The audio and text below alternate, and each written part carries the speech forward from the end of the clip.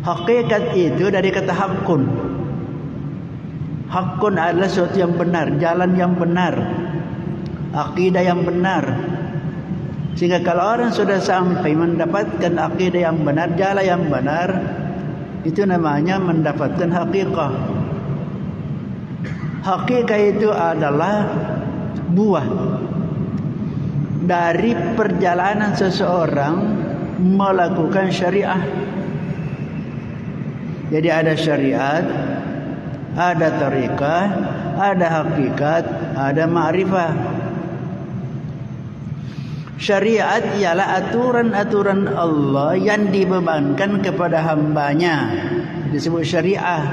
Aturan-aturan, undang-undang. Di mana itu letaknya? Di mana kita bisa temukan yang berbicara tentang syariah ialah pada buku-buku fikih. Buku-buku fikih yang berbagai macam banyaknya, yang dikarang ditulis oleh ulama-ulama mujtahid. Di situ kita bisa temukan fikih, aturan-aturan ibadah-ibadah, bagaimana caranya, apa syaratnya, ada rukunnya. Itulah namanya fikih syariah. Tetapi itu syariat, yaitu harus didukung oleh iman. Oleh iman, akidah yang benar. Karena tanpa iman itu ibadah yang kita lakukan itu tidak benar. Akidah yang salah, maka pasti ibadah yang dilakukan juga tidak benar. Nah, untuk kita mendapatkan buahnya syariah, buahnya ibadah yang sudah disertai dengan iman, maka harus namanya ada tariqah. Tariqah yang ditempuh untuk mendapatkan hasil. Tariqah dalam bahasa Arab jalan, sistem, metode.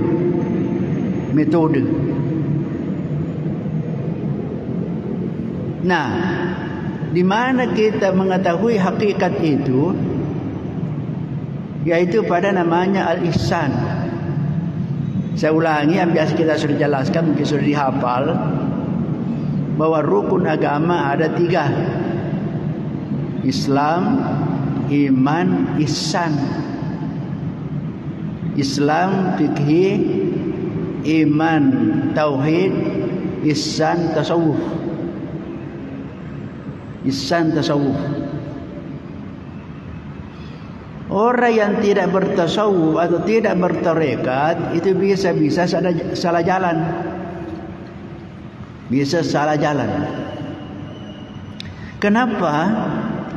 Karena fikih itu hanya berbicara tentang rukun dan syarat.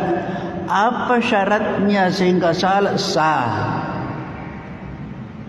Apa syaratnya sehingga puasa sah? Apa rukunnya puasa, syaratnya sehingga puasa menjadi sah? Itu dibicarakan di fikih. Tapi harus didasari dengan iman, tauhid yang betul. Sedangkan ihsan itu yang berbicara tentang diterimanya suatu ibadah. Salat, kalau kita sudah berwudu, menghadap kiblat, menutup aurat, itu syarat. Entah itu syaratnya, masuk waktu, itu syarat. Lalu melakukan rukunnya. Apa rukunnya? Takbir, berdiri takbir, baca Fatihah, ruku, sujud, tahiyat, salam. Itu adalah syarat, rukun daripada salat. Kalau sudah ada rukunnya, ada syaratnya, maka salat kita, puasa kita, haji kita sudah sah.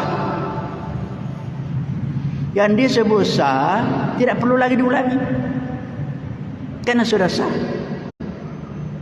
Nanti lagi masuk waktunya salat, baru lagi wajib. Tetapi diterimanya satu ibadah mesti ikhlas. Mesti ikhlas. Ikhlas itu tidak ada dalam buku fikih. Tidak ada babul ikhlas. Di tauhid juga ilmu kalam tidak ada babul ikhlas. Yang di mana ditemukan? Di tasawuf.